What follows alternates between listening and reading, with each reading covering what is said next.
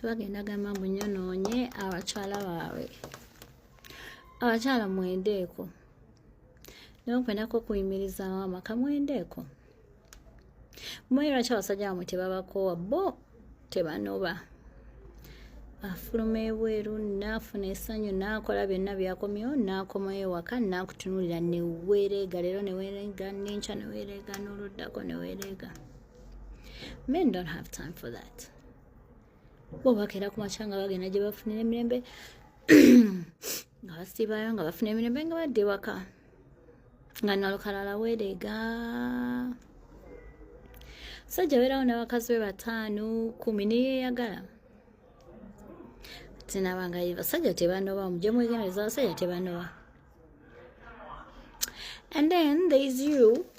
Buli lwakomyewo neweereega, buli lwakomyewo neweereega.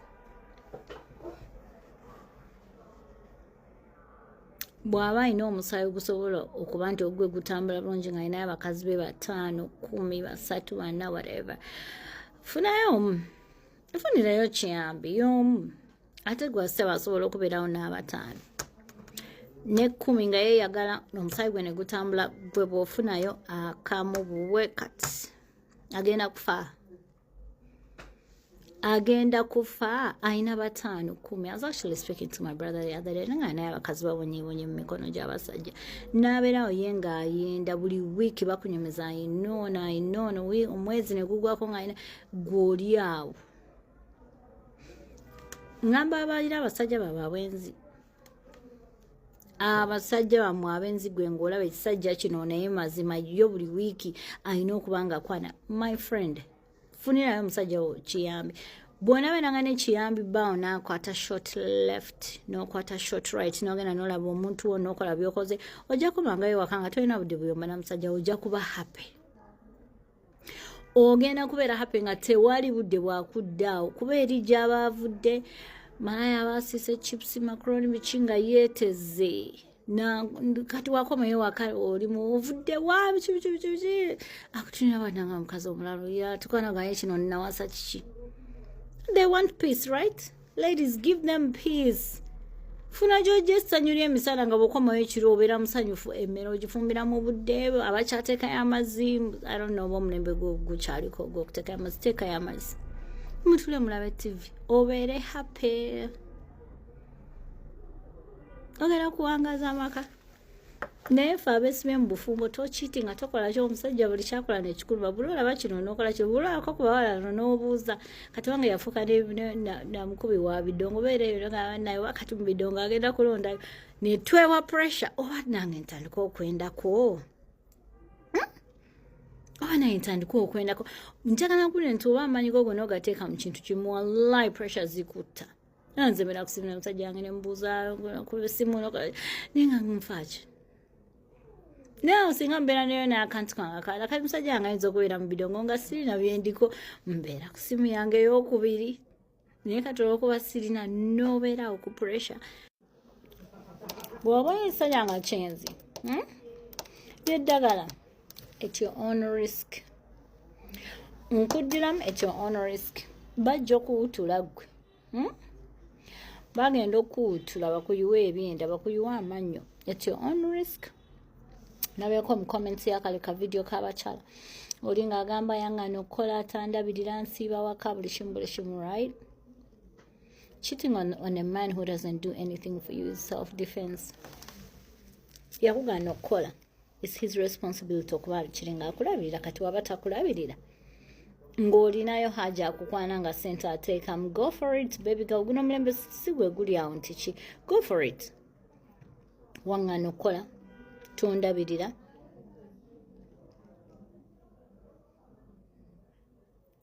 Mwendeeko.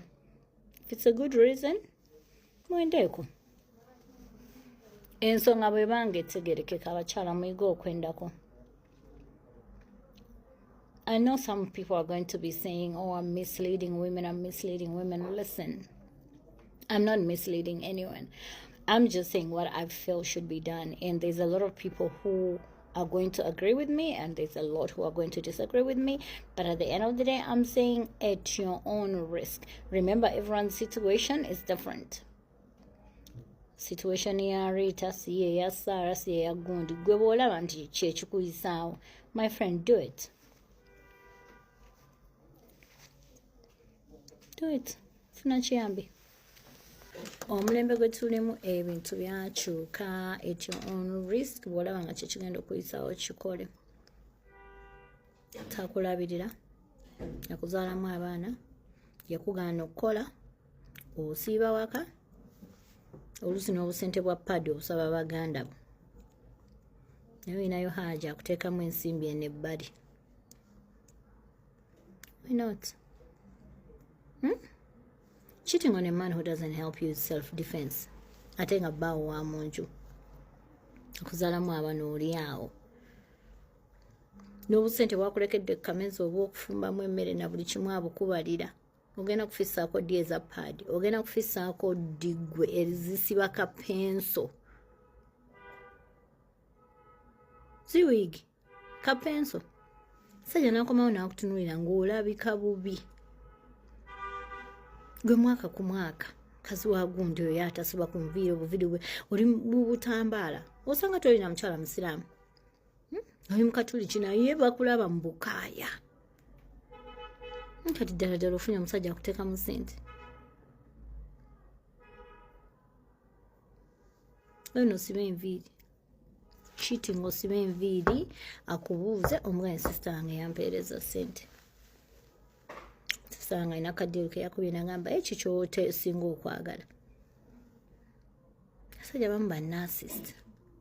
Abasajja bamu bannasist. Osobola kubeera na mukazi w'awaka wamugaana okukola. Naye ne ssente tomuwa ne paadi, ssente za paadi asabiriza na buli kimu. Gwe ng'omugwe omusajja, mukazi wo takuswaza ku kyalo. Mukazi wa Gundi oyo alabika bwe mukazi gwe takuswaza.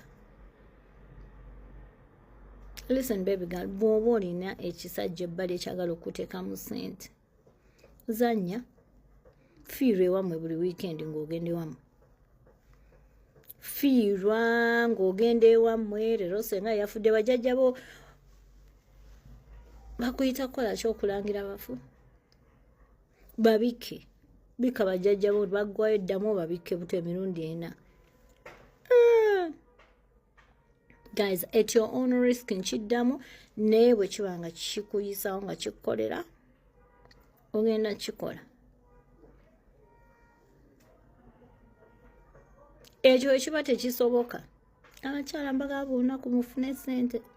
Abakyala mukole sirawo ke si ssente nnyingi naye beeramu n'aka security ng'akako. Comment section eya Gundi obufumbo previous video. Abakazi bali bagamba njagala okugenda naye n'alaga biki. Financial freedom, guys. Money is not everything, but it gives you the freedom to live how you want.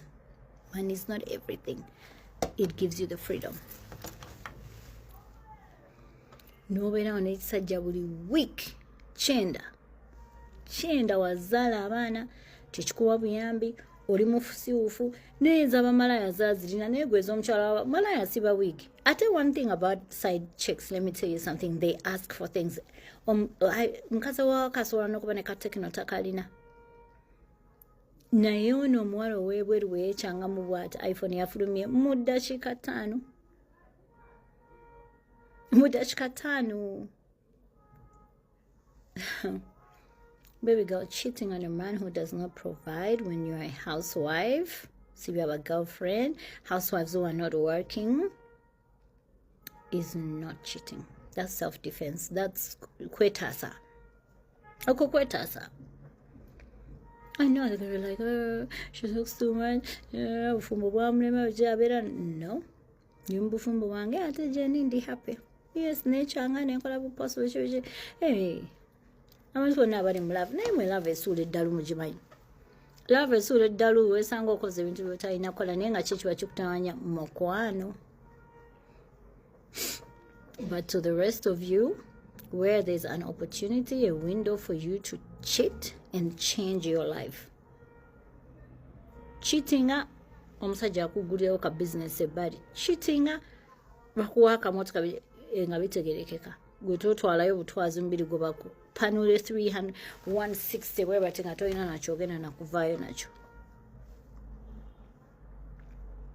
if it's beneficial. Because these men, when they're out there doing things, you are the last thing on their mind. You know what he's thinking about? They're not thinking about you. They always have statements. Men premeditate when they are going to cheat. They premeditate how he's going to do it, how he's going to cover up, how he's going.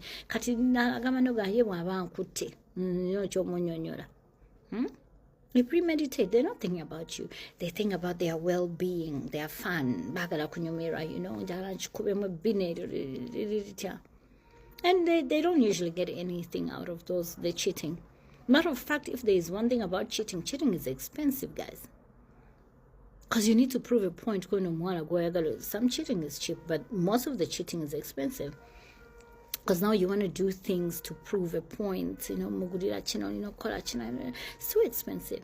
They're not thinking about you. Baby girl, if he's not that person, gawalwo window, yok cheating up for benefits,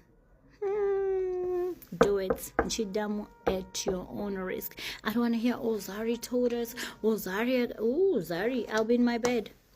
Honeys, I will be in my house in my bed. At your own risk. Because it's so long.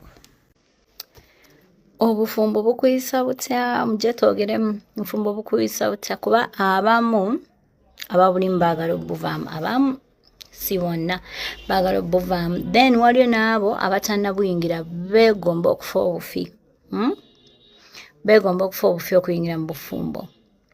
Abantu abamu balina ekintu kye babuusa amaaso. There is a whole difference between a wedding and a marriage. Right?